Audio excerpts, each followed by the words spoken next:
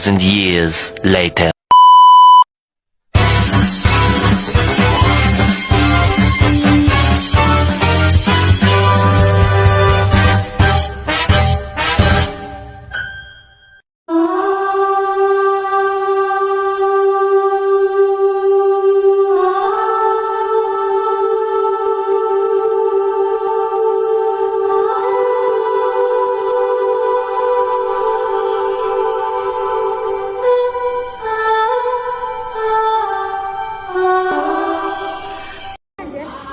Assalamualaikum warahmatullahi wabarakatuh.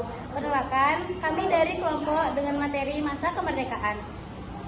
Yang pertama ada masa kemerdekaan 1945 sampai 1950. Proklamasi kemerdekaan Indonesia pertama kali dikumandangkan pada tanggal 17 Agustus 1945 pada hari Jumat di Jalan Pegangsaan Timur nomor 59 Jakarta. Organisasi yang sangat berperan dalam membantu kemerdekaan adalah BPUPKI dan PPKI. BPUPKI diketuai oleh Dr. Rajiman Widyodiningrat, sedangkan PPKI diketuai oleh Insinyur Soekarno. Yang pertama ada Proklamasi Kemerdekaan. Pada tanggal 6 Agustus 1945, sebuah bom atom dijatuhkan di kota Hiroshima, Jepang oleh Amerika Serikat. Hal tersebut yang mulai menurunkan moral semangat tentara Jepang di seluruh dunia. Momen ini pun dimanfaatkan oleh Indonesia untuk memproklamasikan kemerdekaannya.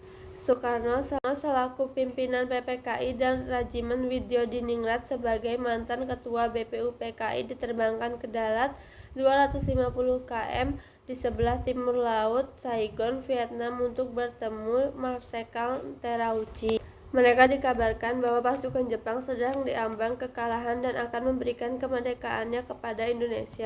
Para pejuang bawah tanah bersiap-siap memproklamasikan kemerdekaan Republik Indonesia dan menolak bantu kemerdekaan yang diberikan sebagai hadiah oleh Jepang.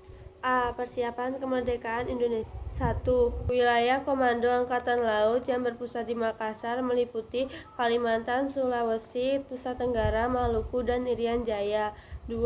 Wilayah Komando Angkatan Darat yang berpusat di Jakarta meliputi Jawa, Madura, Sumatera, dan Malaya.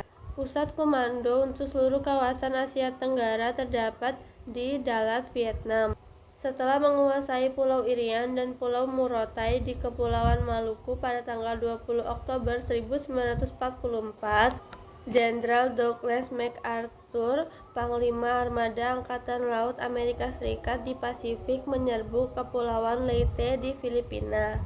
Penyerbuan ini adalah penyerangan terbesar dalam Perang Pasifik. Guna menarik simpati rakyat Indonesia, Jepang mengizinkan pengibaran bendera merah putih di samping bendera Jepang. Proklamasi Kemerdekaan. 1. Situasi politik menjelang kemerdekaan. Setelah kekalahan Jerman di medan tempur, tewasnya Adolf Hitler, dan pengakuan kekalahan oleh Jerman terhadap Amerika Serikat dan Uni Soviet, pertempuran Eropa sudah mulai berhenti sejak 8 Mei 1945. Namun, di belahan dunia lain, Perang Dunia II masih berkecamuk. Oleh karena itulah, kekalahan Jepang oleh Amerika Serikat menjadi penentu berhentinya Perang Dunia II.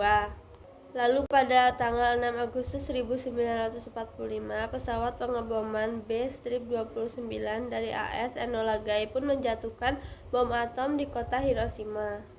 Selain pengeboman di kota Hiroshima dan Nagasaki, Jepang berada di bawah tekanan besar ketika Uni Soviet secara resmi menyatakan perang 8 Agustus 1945. Pada tanggal 2 Desember, Perang Dunia Kedua berakhir secara mutlak ketika Jenderal AS Douglas MacArthur menerima pengakuan kekalahan resmi dari Jepang di atas kapal AS Missouri. Yang kedua ada pembentukan BPUPKI dan PPKI. BPUPKI atau sebuah badan penyelidik yang bertugas untuk mempersiapkan kemerdekaan Indonesia memang sangatlah berperan penting. 1. Pembentukan BPUPKI. Pada tanggal 1 Maret 1945 diumumkan pembentukan Badan Penyelidik Usaha-Usaha Persiapan Kemerdekaan Indonesia atau BPUPKI dalam bahasa Jepang, yaitu Dokuritsu Junbi Chosakai. Maksud dan tujuan dibentuknya BPUPKI yaitu untuk mempelajari dan menyelidiki hal yang berkaitan dengan segala sesuatu yang menyangkut pembentukan negara Indonesia merdeka. Yang kedua ada sidang BPUPKI. Sidang dibagi menjadi 2 babak, yaitu yang dilakukan pada tanggal 29 Mei sampai 1 Juni 1945 dan 10 sampai 16 Juli 1945. A. Usulan Muhammad Yamin. Usulan Muhammad Yamin yaitu ada 1. Peri kebangsaan, 2. Peri kemanusiaan, 3. Peri ketuhanan, 4. Peri kerakyatan, dan 5. Peri kesejahteraan rakyat. B. Suepomo. Suepomo mengusulkan rumusan dasar negara Indonesia pada tanggal 31 Mei 1945, yaitu yang pertama ada persatuan, yang kedua kekeluargaan, yang ketiga ada keseimbangan lahir dan batin, keempat ada musyawarah, dan yang kelima ada keadilan rakyat. I.R. Soekarno. I.R. Soekarno mengusulkan 5 asas sebagai berikut. Yang pertama ada nasionalisme atau kebangsaan, yang kedua internasionalisme yang didasari kemanusiaan, yang ketiga musyawarah dengan mufakat maupun perwakilan, yang keempat kesejahteraan nasional, yang kelima ketuhanan melalui kebudayaan, dan yang keenam sidang kedua. Sidang kedua BPUPKI dimulai dengan adanya 6 anggota baru sebagai badan penyelidik. Soekarno mengadakan pertemuan dengan anggota badan penyelidik di kantor besar Jawa Hokokai. Sidang kedua yang telah dijalani dari tanggal 10 sampai tanggal 16 Juli 1945 membuahkan beberapa keputusan. Yang pertama, dasar negara, yakni Pancasila yang disepakati berdasarkan Piagam Jakarta. 2. Bentuk negara Indonesia adalah Republik berdasarkan keputusan 55 orang dari 66 orang yang telah hadir. Yang ketiga adalah wilayah Indonesia yang telah disepakati meliputi Hindia Belanda, Malaka, Timur Timur dengan 33 suara tanda setuju. B. PPKI. PPKI adalah singkatan dari Panitia 9 Kemerdekaan Indonesia. PPKI mempunyai tugas yaitu melanjutkan hasil pekerjaan dari BPUPKI setelah BPUPKI dibubarkan oleh Jepang pada tanggal 7 Agustus 1945.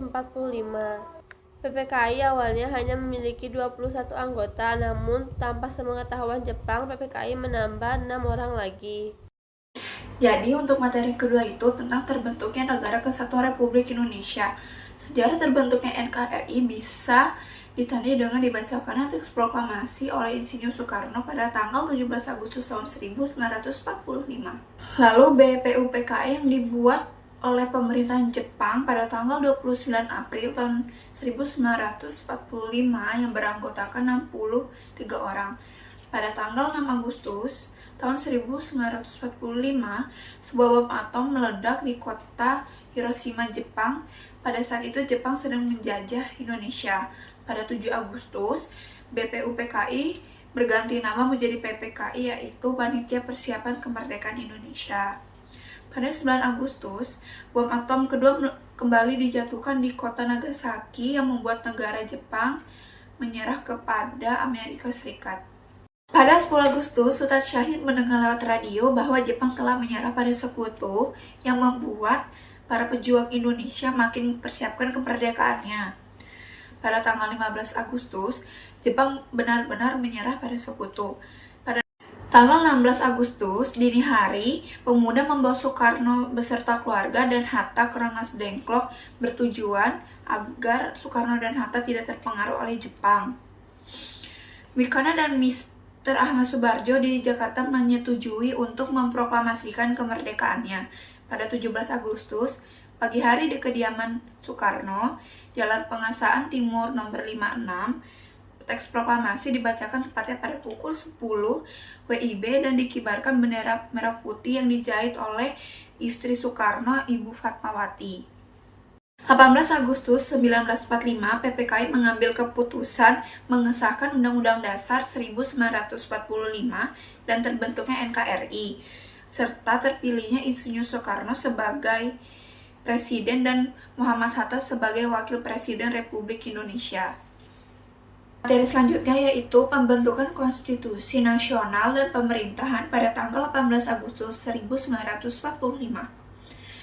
Yang pertama, menetapkan dan mengesahkannya undang-undang. Yang kedua, memilih dan menetapkan Insinyur Soekarno sebagai Presiden dan Dr. Andes Muhammad Hatta sebagai Wakil Presiden Republik Indonesia.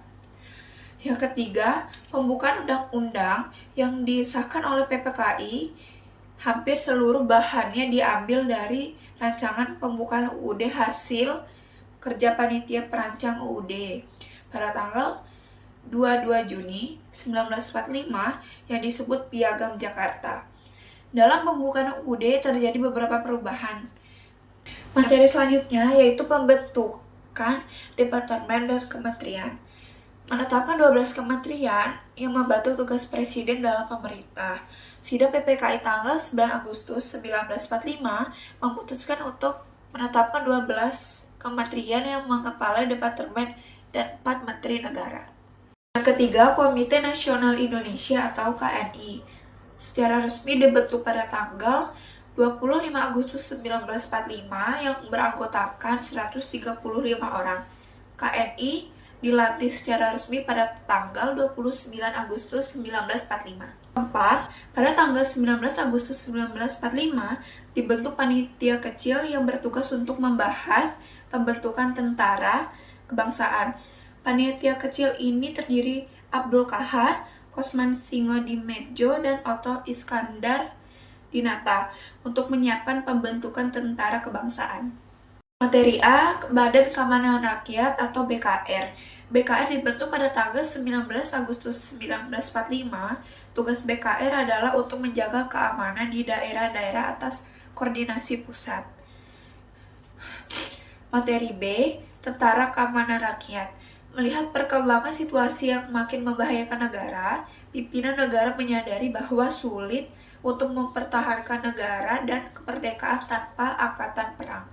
Mayor KNIL Orif Sumaharjo dari Jakarta ke Jakarta dan diberi tugas membentuk tentara kebangsaan. Materi yang kelima yaitu pembentukan partai politik.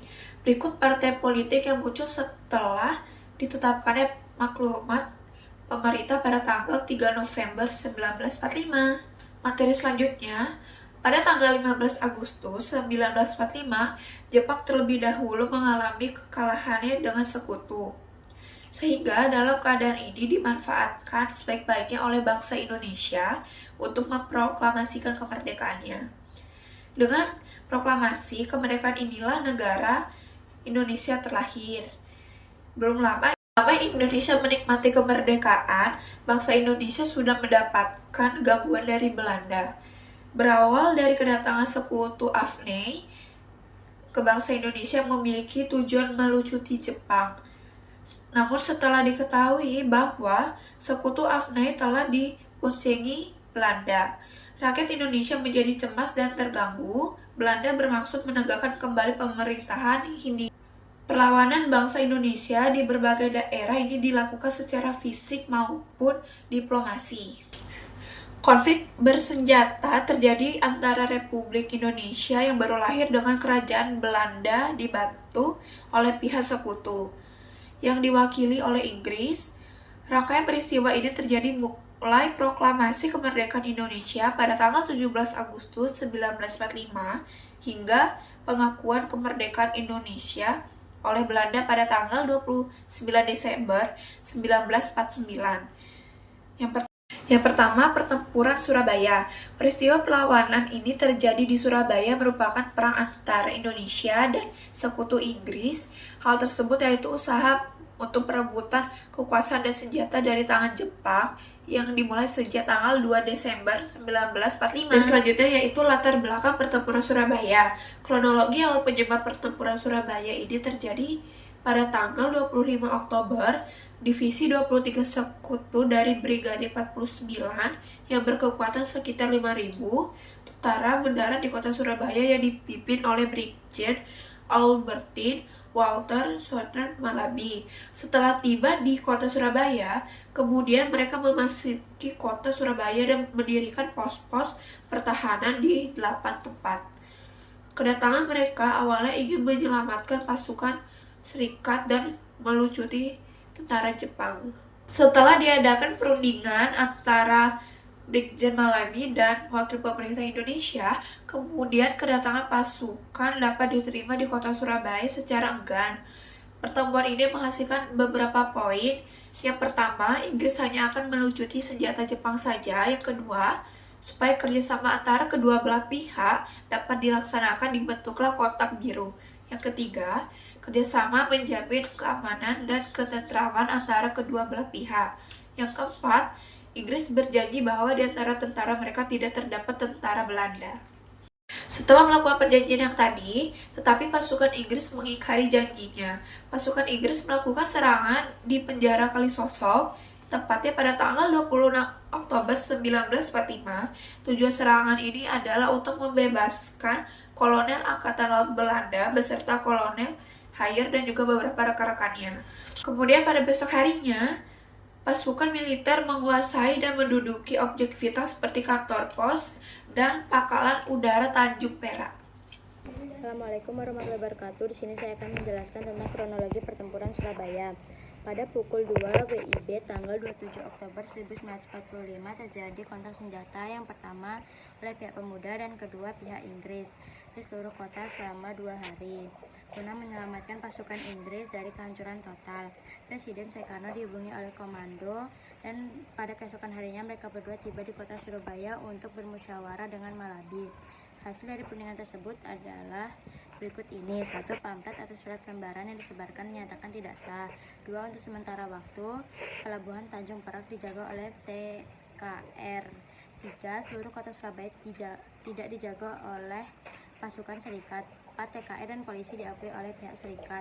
Nomor 2. Tentang pertempuran Palanggan Ambarawa. Pada tanggal 20 November berakhir tanggal 15 Desember 1945, Ambarawa merupakan sebuah kota yang dimana letaknya antara kota Semarang dan Magelang, serta Semarang dan Salatiga. Peristiwa ini dilatar belakangi oleh mendaratnya pasukan sekutu dari Divisi India ke-23 di Semarang pada tanggal 20 Oktober 1945. Pemerintah Indonesia memperkenankan mereka untuk mengurus tawanan perang yang berada di penjara Ambarawa dan Magelang. Sehingga pada tanggal 26 Oktober 1945 terjadi insiden di Magelang yang kemudian terjadi pertempuran antara pasukan TKR dengan pasukan sekutu. Insiden tersebut berakhir setelah Presiden Soekarno dan Brigadir Jenderal Bethel datang ke Magelang pada tanggal 2 November 1945. Yang ketiga, tentang Bandung Lautan Api. Pada bulan Maret 1945, selama 7 jam, sekitar 200 penduduk Bandung membakar rumah dan harta benda mereka sendiri dan meninggalkan kota Bandung, kota kelahiran mereka, dan berpindah ke pegunungan yang ada di selatan. Beberapa tahun kemudian, lagu Halo Bandung ditulis oleh peristiwa ini dan menggambarkan emosi atas kota Bandung tercinta yang telah berubah menjadi lautan api. Ultimatum diberikan oleh tentara Inggris agar Tentara Republik Indonesia atau TRI meninggalkan kota Bandung. Rakyat yang tidak rela kota Bandung diduduki sekutu. Keputusan ini diambil setelah diadakannya musyawarah Majelis Persatuan Perjuangan Priangan atau MP3. Dihadapkan semua kekuatan perjuangan pada tanggal 24 Maret 1946. Yang keempat adalah agresi militer Belanda yang terjadi pada tanggal 21 Juli 1947. Pada tanggal 21 Juli 1947 jam 6, Komandan Pos Angkatan Laut Republik Indonesia atau ALRI di Pasir Putih yang berpangkat letnan memberi laporan lewat telepon yang di markasnya di Panurukan tentang munculnya kapal-kapal perang Belanda. Ia berpendapat bahwa kapal-kapal itu melakukan manuver. Namun karena kalah unggul dalam persenjataan, terpaksa mereka menarik mundur. Pertempuran terakhir yang terjadi di pabrik gula Prajekan, di mana tersimpan 300.000 ton gula. Perbedaan penafsiran terhadap ketentuan-ketentuan dalam perjanjian Linggarjati menyebabkan hubungan Indonesia-Belanda memburuk. Pihak Belanda mengajukan beberapa tuntunan sebagai berikut. A. Menempatkan Indonesia sebagai negara Commonwealth atau persemakmuran dan akan terbentuk federasi. Adapun hubungan luar negerinya diurus Belanda. Yang B. Indonesia dan Belanda segera mengadakan gendarmeri atau pasukan keamanan bersama. Tuntunan Belanda tersebut ditolak oleh Indonesia. Akibatnya pada tanggal 21 Juli 1947 Belanda melancarkan agresi militer Belanda 1. Sekian dari saya, terima kasih. Dan yang kelima, ada agresi militer Belanda 2. Agresi militer Belanda II adalah serangan yang dilakukan oleh militer Belanda terhadap Indonesia yang terjadi pada tanggal 19 Desember 1948. Agresi militer Belanda II ini bertujuan untuk menghancurkan Republik Indonesia dan menguasai Yogyakarta. Dan pada saat itu, Yogyakarta adalah ibu kota Indonesia sementara. Berikut adalah hal yang terjadi pada saat masa agresi militer Belanda II. Yang pertama, Belanda mendarat di Pangkalan Udara Maguwo dan menguasai Yogyakarta. Yang kedua, Belanda menangkap Presiden Indonesia yang pada saat itu dipimpin oleh Insinyur Soekarno dan wakilnya yaitu Muhammad Hatta serta tokoh-tokoh lainnya. Yang ketiga, Belanda mengasingkan para tokoh yang dia tangkap ke Pulau Sumatera dan Pulau Bangka. Yang keempat, TNI melakukan serangan balik kepada militer Belanda dan pada saat itu juga militer Belanda mengalami kesusahan saat mengalami serangan balik dari TNI. Dan agresi militer Belanda II ini diakhiri dengan perjanjian Rom dan Royan. Dan agresi militer Belanda II ini terjadi karena Belanda tidak puas dengan hasil perjanjian Renville. Dan yang keenam, ada serangan pada 1 Maret 1949. Serangan ini terjadi di kota Yogyakarta, yaitu upaya dari TNI Tentara Nasional Indonesia untuk melawan Belanda yang sedang menduduki Yogyakarta. Wilayah serangan itu dibagi menjadi 5. Yang pertama ada sektor barat, yang kedua ada sektor selatan, yang ketiga ada sektor utara, dan yang terakhir ada sektor kota. B. Perjuangan diplomasi. Perjuangan diplomasi adalah perjuangan yang dilakukan dengan cara komunikasi dengan musuh untuk mencapai kesepakatan bersama. Berikut upaya diplomasi yang digunakan untuk mempertahankan kemerdekaan Indonesia. Yang pertama, ada Perjanjian Hoge-Veluwe. Perjanjian Hoge-Veluwe adalah perundingan yang dilakukan oleh Indonesia dan Belanda dan dilaksanakan pada tanggal 14 sampai 24 April 1946 di Hoge-Veluwe, Belanda. Yang kedua, ada Perjanjian Linggarjati. Perjanjian Linggarjati merupakan suatu perjanjian bersejarah yang disepakati antara pemerintah Indonesia dan pemerintah Belanda yang disepakati dalam sebuah perundingan. Perjanjian Linggarjati juga upaya diplomatik pemerintah Indonesia yang dilakukan untuk memperjuangkan wilayah kesatuan Republik Indonesia. Berikut adalah isi dari Perjanjian Linggarjati. Belanda mau mengakui secara de facto dengan Republik Indonesia yang memiliki kekuasaan di wilayah Madura, Sumatera, dan Jawa. Serta Belanda juga harus meninggalkan daerah de facto tersebut yang paling lambat pada tanggal 1 Januari 1949. Yang kedua, Belanda dan Republik Indonesia sepakat untuk membentuk negara serikat yang dinamai RIS atau RIS. Yang ketiga, negara Indonesia Serikat yang terdiri dari Republik Indonesia, Timur Besar, dan Kalimantan. Yang keempat, pembentukan RIS dijadwalkan sebelum tanggal 1 Januari 1949. Yang kelima, Belanda dan RIS atau RIS sepakat untuk membuat Uni Indonesia Belanda dengan Ratu Belanda. Dan tentunya perjanjian Linggarjati ini memiliki dampak positif dan negatif bagi negara Republik Indonesia. Dampak positifnya, negara Indonesia adalah negara yang baru saja merdeka dan diakui secara de facto oleh Belanda. Adapun dampak negatifnya, yaitu wilayah Indonesia semakin sempit karena pada saat itu Belanda tidak mengakui seluruh wilayah Indonesia. Yang diakui adalah sebagian dari Sumatera, Jawa, dan Madura. Yang terakhir adalah pro dan kontra perjanjian Linggarjati. Yang pertama, cara damai adalah cara yang terbaik untuk menghindari adanya korban jiwa, dan pada saat itu juga militer Belanda didikannya lebih rendah daripada militer Belanda. Yang kedua, dengan cara damai militer Belanda. Yang kedua, dengan cara damai dapat mengundang simpati dari dunia internasional. Perdamaian dengan gencatan senjata dapat memberikan peluang bagi militer Indonesia untuk melakukan berbagai hal. Assalamualaikum warahmatullahi wabarakatuh. Nama saya Zina Kiranti, bisa panggil sini ya. Saya di sini akan membaca tentang perjanjian Renville sampai isi perjanjian.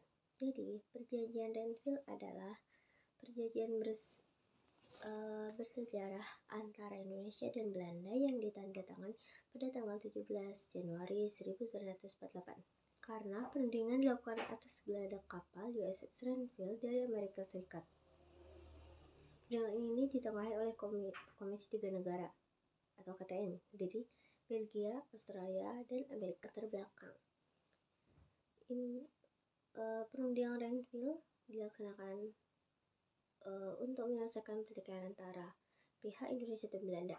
Keduanya terlibat perseteruan dikarenakan serangan lewat Belanda lewat peristiwa agresi militer 1 pada tanggal 21 Juli sampai 4 Agustus 1947. Dewan Keamanan PBB mengeluarkan resolusi gencatan senjata antara Indonesia dan Belanda. Pada tanggal 6 Agustus 1947, Gubernur Jenderal dan Panmuk dari Belanda memerintahkan gencatan senjata sehingga agresi militer 1 oleh Belanda pun dihentikan. Pada tanggal 25 Agustus, Dewan Keamanan PBB untuk mengeluarkan resolusi untuk menyelesaikan konflik Indonesia sampai Belanda secara damai dengan membentuk Komisi Tiga Negara, yaitu ada Belgia, Australia, dan Amerika Serikat yang tadi. Lalu waktu dan tempat. Diadakannya untuk menyelesaikan konflik kedua negara tersebut. Lokasi perundingan dilakukan di tempat netral, yaitu kapal USS Renville milik Amerika Serikat. Waktu pelaksanaannya yaitu pada tanggal 8 Desember 1947. Penandatanganan perjanjian Renville dilakukan tanggal 17 Desember 1948. Tokoh perundingannya ada delegasi Republik Indonesia ketua, yaitu ada Amir Syarifuddin Harahap. Anggotanya adalah Ali Sastroamidjojo, Haji Agus Salim, Dr. Kwatiklen, Dr. Johannes Laimena Nasrud. 2. Delegasi Belanda, ketuanya R. Abdul Qadir Wijoyoatmojo. Anggotanya ada Dr. P.J. Quest, ada Mr. Dr. CHF Soumukil, lalu ada Mr. Van Vredenbroek. 3. Ada mediator dari PBB, ketua Frank Porter. Ketuanya adalah Frank Porter, anggotanya adalah Richard Kirby dan Paul van Zeeland. Perjanjiannya Renville ada beberapa poin, hasilnya itu terdiri dari 8. Wilayah Republik Indonesia yang diakui oleh Belanda. 2. Yang 1, wilayah Indonesia Republik yang diakui Belanda. 2. Disetujui batas wilayah antara Republik Belanda dan daerah pendudukannya. 3. Republik Indonesia akan menjadi bagian RIS atau Republik Indonesia Serikat. 4. Belanda akan tetap berdaulat hingga terbentuknya RIS. 5. Republik Indonesia Serikat memiliki kedudukan sejajar dengan Uni Indonesia sampai Belanda. 6. Belanda dapat menyerahkan kekuasaannya ke pemerintah federal sementara. 7. Akan diadakan pemilihan umum dalam kurun 6-1 tahun ke depan dalam pembentukan konstituante Republik RIS. 8. Pasukan tentara Indonesia berada di daerah pendudukan Belanda harus berpindah ke daerah Republik Indonesia. Adapun dampak perjanjiannya yaitu terdiri dari 5. Dampak perjanjiannya ini terdiri dari 5, yaitu Indonesia harus menarik mundur pasukannya di luar wilayah kekuasaan yang telah disepakati. 2. Makin menyempitnya wilayah Republik Indonesia karena sebagian wilayahnya telah dikuasai pihak Belanda. 3. Lengsernya kabinet Amir Syarifuddin karena dianggap menjual negara terhadap pihak Belanda. 4. Belanda melakukan blokade ekonomi pada Indonesia. 5. Guna memecah belah Republik Indonesia, yaitu terdiri dari Borneo Barat, negara Madura, negara Sumatera Timur, dan negara Jawa Timur. Lalu ada perjanjian Roem-Royen. Perjanjiannya ini disebut dengan perjanjian Roem van Rooijen yang merupakan sebuah perjanjian antara bangsa Indonesia dengan pihak Belanda yang bermula pada 1949 diselenggarakan di Hotel Des Indes Jakarta. Adapun latar belakangnya, serangan yang dilakukan oleh pihak Belanda pada Indonesia, terutama serangan ke wilayah Yogyakarta serta penahanan para pemimpin Republik Indonesia menjadi latar belakang diadakannya perundingan Roem-Roen pada agresi militer 2. Kemudian KTN pun berubah nama menjadi UNC atau United Nations Commission for Indonesia.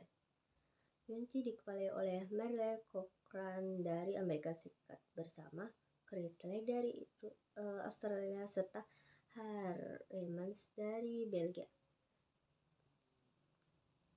Pihak DK PBB pada tanggal 23 Maret 1949 memerintah UNC agar menjadi penengah pada perundingan yang diselenggarakan antara pihak Republik Indonesia dan Belanda. Adapun isi perjanjiannya terdiri dari 6. Dikeluarkannya perintah penghentian perang gerilya. 2. Dikembalikannya pemerintahan Republik Indonesia ke Yogyakarta. 3. Angkatan bersenjata milik Belanda harus menghentikan dan menarik operasi militer dan membebaskan semua tahanan politik. 4. Belanda harus menyerahkan Kedaulatan Republik Indonesia tanpa syarat. 5. Belanda memberi hak, kekuasaan maupun kewajiban kepada pihak Indonesia dan kedua belah pihak saling bekerja sama untuk mengembalikan perdamaian serta menjaga keamanan dan ketertiban. 6. Belanda ikut serta dalam konferensi meja bundar atau KMB supaya mempercepat penyerahan kedaulatan pada Republik Indonesia Serikat secara lengkap dan tidak bersyarat. Adapun delegasinya, pihak Belanda menyetujui untuk 4. Pihak Belanda menyetujui untuk memberikan pemerintah Republik Indonesia. 2. Pihak Belanda memberikan kebebasan tidak bersyarat kepada para pemimpin. 3. Pihak Belanda menyetujui bahwa Republik Indonesia akan jadi bagian dari Republik Indonesia Serikat. 4. Setelah memerintah Republik Indonesia kembali ke Yogyakarta. Lalu ada juga delegasi kedua belah pihak, yaitu seluruh angkatan militer Indonesia akan menghentikan perang gerilya. 2. Yaitu menghadiri KMB atau konferensi meja bundar. 3. Pemerintahan Republik Indonesia harus segera dikembalikan ke Yogyakarta. Lalu keempat, seluruh militer bersenjata milik Belanda juga akan menghentikan seluruh operasi militer dan membebaskan semua tahanan politik. 5. Kedaulatan Republik Indonesia akan diserahkan secara utuh tanpa adanya syarat sebuah persekutuan antara Belanda dan Indonesia. 7. Semua hak, kewajiban serta kekuasaan yang milik Indonesia akan diserahkan ke pihak Hindia Belanda. Adapun juga pada tanggal 27 Juni 1949 diadakan perundingan segitiga bawah pengawasan Komisi PBB yang dipimpin oleh Critchley,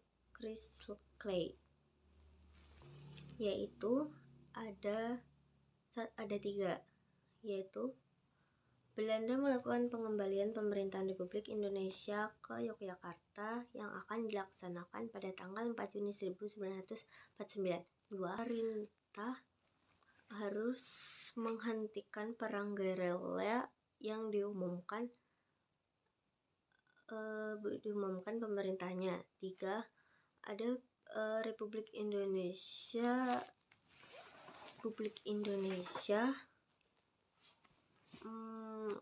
berada di Yogyakarta pada tanggal 1 Juli 1949.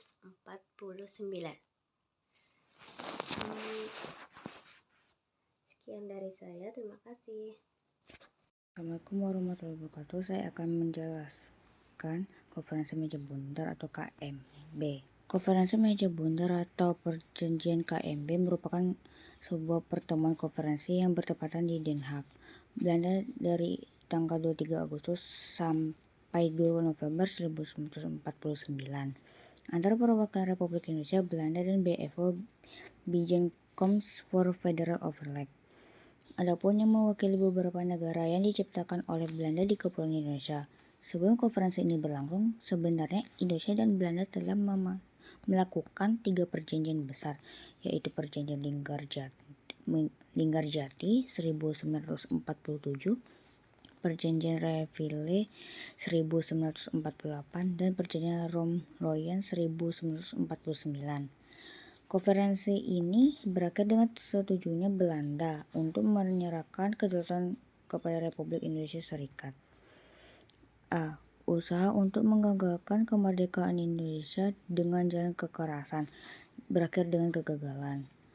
Belanda dan Indonesia lalu mengadakan beberapa pertemuan untuk menyelesaikan masalah ini dengan secara diplomasi lewat Perjanjian Linggarjati dan Perjanjian Reville. Pada tanggal 28 Januari 1949, Dewan Keamanan PBB Perserikatan Bangsa-Bangsa meloloskan resolusi yang mengecam serangan militer yang dilakukan Belanda terhadap tentara Republik di Indonesia. Adapun menurut dipulihkannya pemerintah Republik Indonesia, lalu diaturlah kelanjutan perundingan untuk menemukan solusi damai antara dua belah pihak. Pada tanggal 11 Agustus 1949 dibentuk perwakilan Republik Indonesia untuk menghadapi konferensi meja bundar di Den Haag, Belanda. B. Tujuan diadakannya konferensi meja bundar.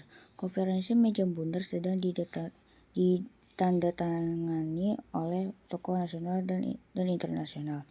Satu perjanjian ini dilakukan untuk mengakhiri perselisihan antara Indonesia dan Belanda dengan cara melaksanakan perjanjian-perjanjian yang sudah dibuat antara Republik Indonesia dengan Belanda, khususnya mengenai pembentukan negara Indonesia Serikat. 2. Dengan tercapainya kesepakatan meja bundar, maka Indonesia telah diaku sebagai negara yang berdaulat penuh oleh Belanda, walaupun tanpa irian Barat. C. Perwakilan Indonesia dalam konferensi meja bundar. Pada konferensi meja bundar yang dilaksanakan di Den Haag pada tanggal 23 Agustus 1949 sampai 2 November 1949, Indonesia diwakili oleh pihak-pihak berikut. 1. Dr. Muhammad Hatta atau Ketua. 2. Nur Muhammad Royem. 3. Profesor Dr. Mr. Supomo. 4. Dr. J. Leitena. 5. Mr. Ali Sastromijojo. 6.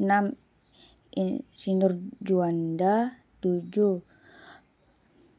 Dr. Sukiman. 8. Dr. Dr. Sumintro Hadikusumo. 10. Mr. Abdul Karim Prigodjo. 11. Kolonel T.W. Simatupang. 12. Mr. Muar. Perwakilan BFW ini dipimpin oleh Sultan Hamid II dari Pontianak. Perwakilan Belanda dipimpin oleh Mr. van Marszeven dan UNCI diwakili oleh Christley. D. Isi dari konferensi meja bundar. Berikut isi konferensi meja bundar sebagai berikut. 1. Belanda mengakui kedaulatan Republik Indonesia Serikat atau IRS sebagai sebuah negara pengakuan merdeka. 2. Status Provinsi Irian Barat diselesaikan paling lama dalam waktu setahun sesudah pengakuan kedaulatan. 3. Dibentuknya Uni Indonesia Belanda untuk kerjasama dengan status sukarela dan sederajat. 4. 4. Republik Indonesia Serikat akan mengembalikan hak milik Belanda dan memberikan hak-hak konsesi serta izin baru untuk perusahaan-perusahaan Belanda. 5. Republik Indonesia Serikat harus membayar semua utang Belanda yang dari tahun 1904. Sementara itu, pada tanggal 29 Oktober 1949 dilakukan pengesahan dan tanda tangan bersama Piagam Persetujuan Konstitusi Republik Indonesia Serikat antara Republik Indonesia dan BFO. 4. Perkembangan politik Indonesia pada masa kemerdekaan. Perkembangan awal politik pada awal kemerdekaan bertujuan agar dapat mengakomodasi suara-suara rakyat yang nantinya berguna bagi pemerintahan. Tentunya partai-partai tersebut memiliki pergerakan yang berbeda satu sama lain. Salah satunya yaitu PNI, yang merupakan gabungan dari Serikat Rakyat Indonesia, Partai Rakyat Indonesia, serta Gabungan Republik Indonesia pada tahun 1949. Kemunculan dari partai-partai yang memiliki haluan sosialis komunis menjadi awal dari perkembangan demokrasi di Indonesia. Setelah peristiwa proklamasi yang menjadi pertanda kemerdekaan Indonesia, tentu saja banyak perubahan dan perkembangan yang terjadi pada politik Indonesia.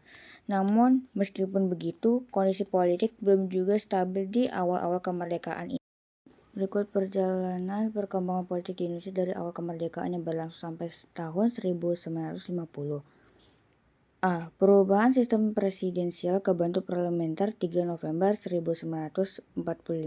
Perkembangan awal politik pada awal kemerdekaan dimulai dari maklumat politik yang dikeluarkan Muhammad Hatta pada tanggal 3 November 1945 yang berisikan antara lain sebagai berikut. 1. KNI difungsikan sebagai Dewan Perwakilan Rakyat yang dilakukan sebelum melaksanakan pemilihan umum.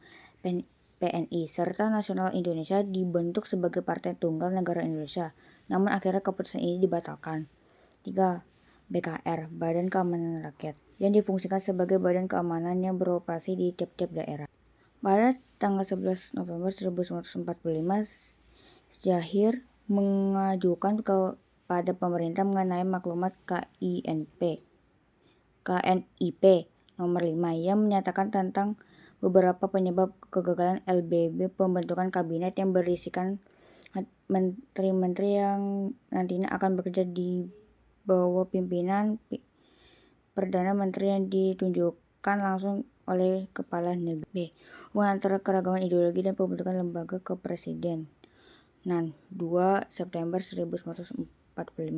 Adanya keberagaman ideologi yang terbagi ke beberapa golongan, mulai dari agama, nasionalis, serta sosialis komunis yang pada awal-awal kemerdekaan Indonesia memiliki implikasi yang cukup signifikan pada struktur pemerintahan dari kepemimpinan negara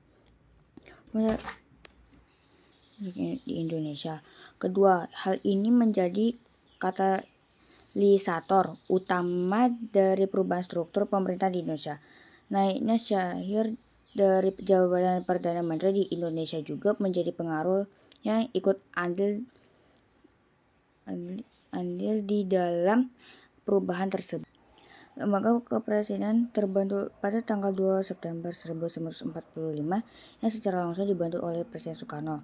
Secara langsung, Presiden membentuk susunan kabinet yang digunakan untuk melaksanakan peran eksekutif yang berasal dari Lembaga Kepresidenan Indonesia. Hal tersebut menjadi manifestasi untuk menguatkan lembaga kepresidenan agar dapat lebih mengerjakan tugas-tugas negara dengan maksimal. Susunan kabinet yang terbentuk dari tanggal 2 September 1945 ini benar-benar mencerminkan keberagaman ideologi yang ada di Indonesia.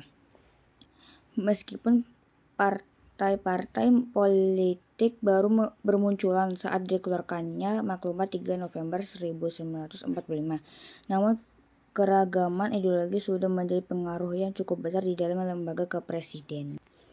C. KNIP dengan lembaga pemerintah 14 Oktober 1945. Pada saat sidang pertama KNIP yang berlangsung di Jakarta pada tanggal 14 Oktober 1945, Syahir diamati sebagai ketua Badan Pekerja KNIP. Saat persidangan berlangsung, banyak anggota di dalamnya yang mengusulkan mengenai perubahan dari fungsi KNIP, serta banyak anggota di dalamnya yang mengusulkan mengenai kerja KNIP yang tadinya dengan terbitnya maklumat Presiden nomor 10 mengenai pemberian kekuasaan legislatif pada badan KNIP. Dengan demikian, KNIP kini memiliki kuasa untuk memberikan usulan kebijakan kepada presiden yang sedang melaksanakan tugas-tugas dari pemerintah. Selain itu, KNIP juga berposisi sebagai Dewan Perwakilan Rakyat. Dalam sementara waktu sehingga dilaksanakan pemilihan umum yang digunakan untuk memilih Dewan Perwakilan Rakyat yang sesungguhnya. D. Pembentukan alat kelengkapan keamanan negara 5 Oktober 1945 sampai 7 Juni 1947. Perkembangan awal politik pada awal kemerdekaan dilanjutkan dengan pembentukan beragam alat kelengkapan keamanan negara yang ditugaskan untuk mengamankan bangsa Indonesia. Alat kelengkapan keamanan negara tersebut antara lain sebagai berikut. 1. TKR atau Tentara Keamanan Rakyat yang dibentuk pada tanggal 5 Oktober 1945. 2. TKR Tentara Keamanan Rakyat dibentuk pada 1 Januari 1946. 3. TKR Tentara Keselamatan Rakyat dibentuk pada 26 Januari 1947. 4. TNI Tentara Nasional Indonesia dibentuk pada 7 Juni 1947. 5. Perkembangan ekonomi Indonesia pada masa kemerdekaan. Kekacauan ekonomi Indonesia pada awal kemerdekaan atau sekitar tahun 1940 sampai 1950-an merupakan warisan dari penjajah sebelumnya, yaitu pemerintah pendudukan Jepang. Salah satu hal yang menjadi faktor kekacauan ekonomi adalah yang melambung tinggi. Beberapa penyebab terjadinya inflasi saat itu antara lain sebagai berikut. A. Kekosongan kas negara dikarenakan belum adanya pajak dan bea masuk. Hal ini berbanding terbalik dengan pengeluaran negara begitu besar sehingga menimbulkan kekacauan. B. Banyak beredar mata uang Jepang di masyarakat yang tak terkendali. Keadaan ini ditambah dengan kedatangan pasukan sekutu yang kemudian menduduki kota-kota besar dan menduduki.